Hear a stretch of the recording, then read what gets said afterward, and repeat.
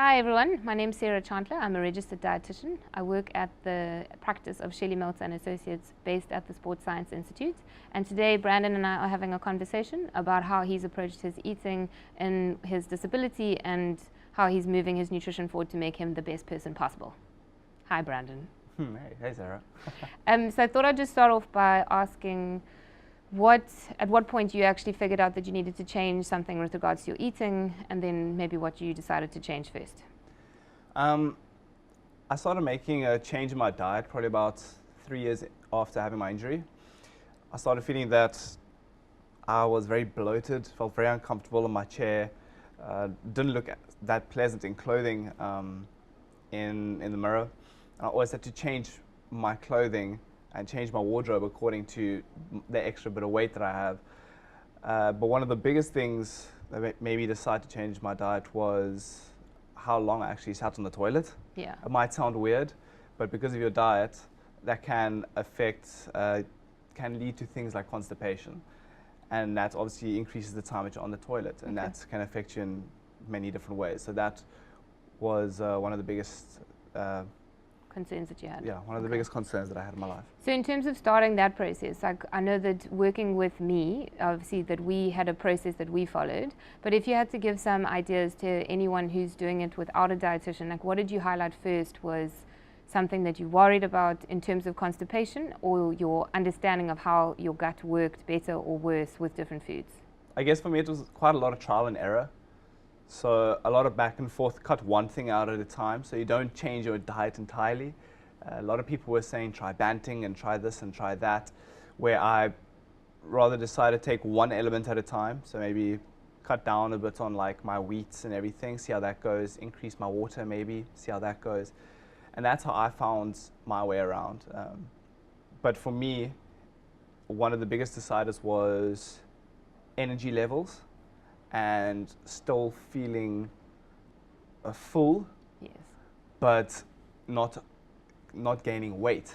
So those three things. I wanted to eat a little bit less, but so I could lose weight, but I still wanted to eat enough to have enough energy throughout the day. Okay. And when you started thinking about cutting out stuff, like what was your first instinct? I know before we started talking, maybe your first instinct was to try and cut out like a whole food group. I don't know, want to tell me more about that? Yeah, before I actually started with you and actually decided to go get some advice from a dietitian, my initial instinct was, as everyone says, cut out carbs. And I wanted to cut out all my carbohydrates like rice and wheat and pasta. Yeah, pasta, potatoes, all those nice things, breads, everything. I cut all of that out, and it was just veggies and protein. Oh yeah, and then try to cut out as much sugar as possible, which is tough for the sweet tooth. And I felt that I just didn't have any energy throughout the day. And it's very difficult to find a diet that includes no carbohydrates, because carbohydrates is in almost everything. So it became very difficult to find food that suited me. And then with me being so picky, I ended up not lasting a day and feeling sick and feeling tired.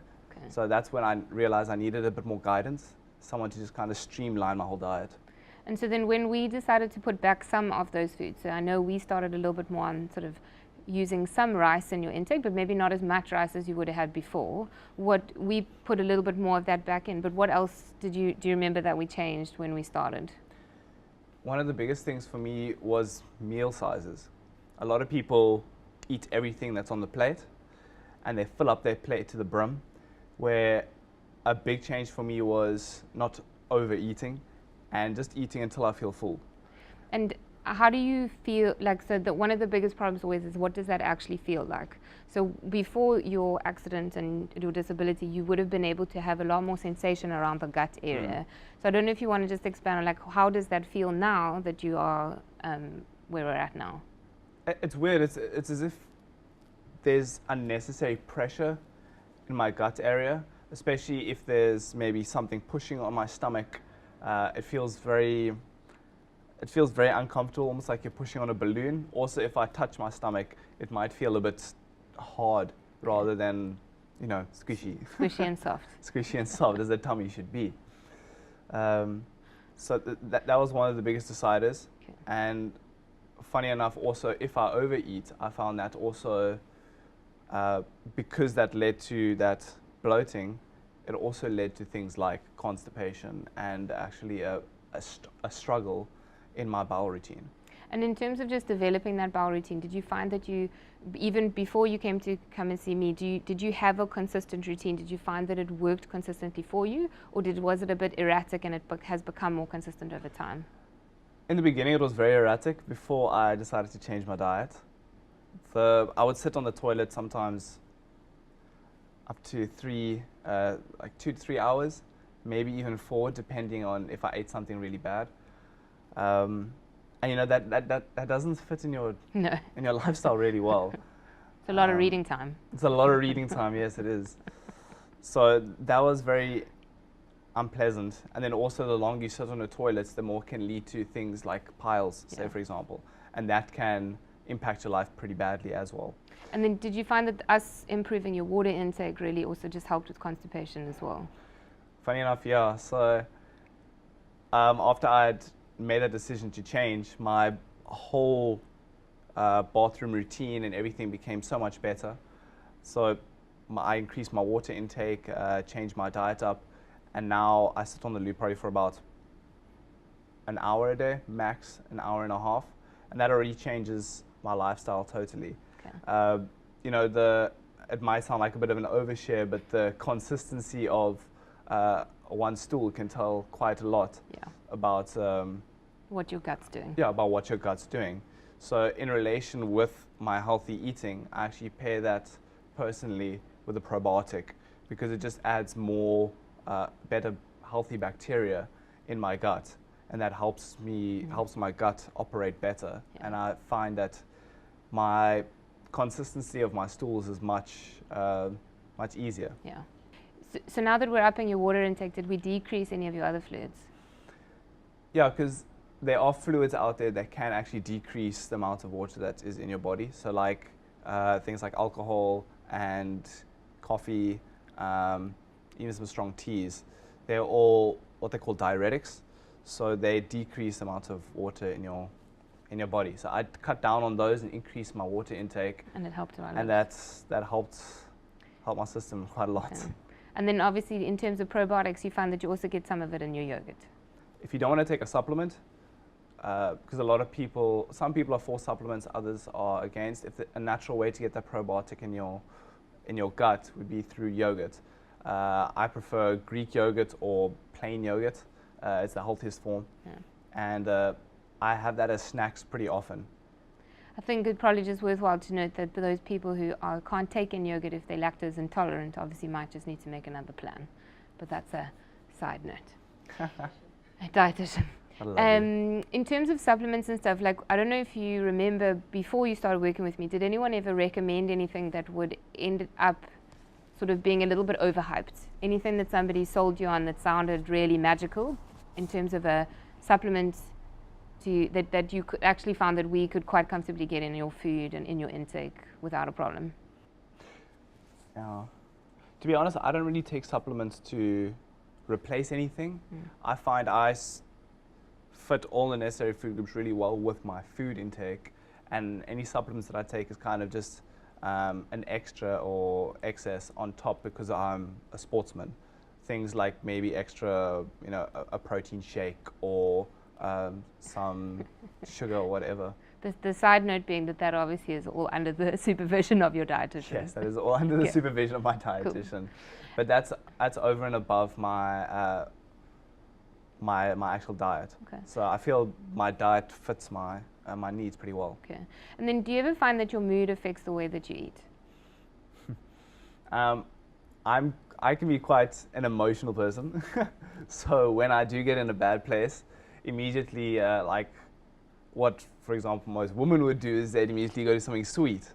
Not trying to be sexist, but that normally is how it goes. They'll go for a chocolate or whatever, and I'm the same. So instead of having a big slice of cake or something, if you have a sweet tooth or you're feeling a little bit down or something, because the sweet sugars can help you feel better, rather have something small. So I'll maybe have 1 or 2 blocks of chocolate, or maybe a small little, like a mini donut, or something that's sweet, that quenches that sweet tooth, but it doesn't have much of an impact on your diet. Something I also notice is that when I'm feeling a bit peckish, in between meals maybe, often I'll think I need to eat, but in fact I actually just need a drink. Yeah. So I'll actually just drink more water, and that fills me up. And do you ever find that now also, as you're getting older and more independent, I know you just got your driver's license, which is very exciting, do you ever find now in terms of your own food preparation or your own food choices at home, like what has the process been where you're trying to take on more adult responsibilities of your own food, but how much food preparation do you actually do, and do you find that you'd like to do more, but what stops you from sort of being able to do more of it? I think it just comes down to accessibility, because it's pretty tough to have a cooking environment that is easily accessible, because constantly, raising up and stretching for something in the top shelves and going down and getting pots in the bottom shelf, it's a little bit tough, and getting underneath a table in the kitchen. So that's one of my biggest drawbacks. But when I do get the opportunity and I am able to make some food, I find it easier to prep in advance. So say, for example, I might take a Sunday, make a couple, maybe make some rice and some chicken or whatever, and that'll be my meals prep for the week, because I don't have time in between my appointments to go sit down and cook something up, because it is slower. And do you find that just also like your ability to now chat with your mom about what else is being cooked in the house? So do you find that you can give her quite nice input on what you'd prefer to be eating in line with your understanding of your requirements now in relation to what her understanding is? So are you able to then give her advice on what you think she should help you cook, rather than she just makes stuff and you just eat it? Yeah. So through this journey with learning about my diet and everything with a dietitian, I've learned quite a bit about what works with me and what doesn't. So often beforehand, before we make a meal or we start cooking, I'll actually sit down and say, this is good, this won't work so well with me, maybe we can try to find something else. Like the fact that I try and avoid things like breads and wheat, and I might sometimes take oats, but I prefer rice, because rice doesn't sit in your gut for as long as other forms of carbohydrates, so it doesn't make me feel as bloated. Yeah. So that's something that I'll normally take as a staple in most of my meals, rather than getting a nice croissant or baguette with like meat or something on it. Okay. But I think also is that you've also found that that's been a trial and error process that we've worked on and I don't know if have you ever heard of anyone else experiencing the same thing? I don't know if you guys tend to, within the other people in the foundation, whether or not you guys talk about different eating things, whether you share different eating stories. It's quite funny that diet actually plays quite a big role with us. I know by most people with my circle of friends with disabilities, diet is one of the most essential parts of our life, because our diet determines how good our quality of life is, and things like time management, and it can change, it can affect a lot of those different factors. So we often come up with and say, oh, we found this new thing, we found this new recipe. Yeah, this new recipe, and it's nice, quick, you whip it up and it fits the diet pretty well. We maybe talk about new different vegetables and better recipes to mix together, and yeah. So maybe Brandon, just to end off in terms of just being really pragmatic, so in terms of your overall intake and stuff, what do you then tend to eat more of, and what do you tend to eat less of?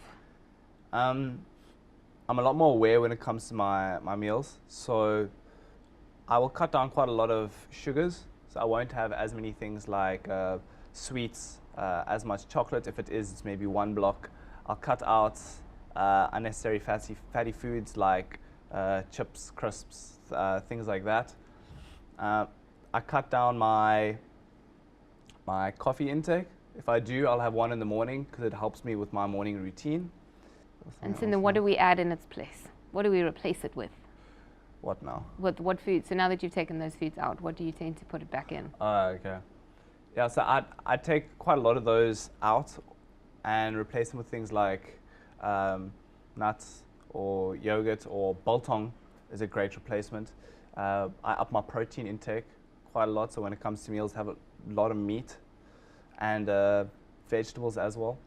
So if you can maybe find some little bit of dried fruit is also good, and Vegetables. vegetables. Just lots and And lots of vegetables. Yeah, and vegetables to snack on. Cool. Well, Brandon, as always, it's been very nice to talk to you about your eating, and I'm sure we'll chat some more. If I could just end it on one note, I would say that the most important thing for me is balance. So if you want to have something sweet, have something small, but then have your healthy Options as well. Your healthy options as well.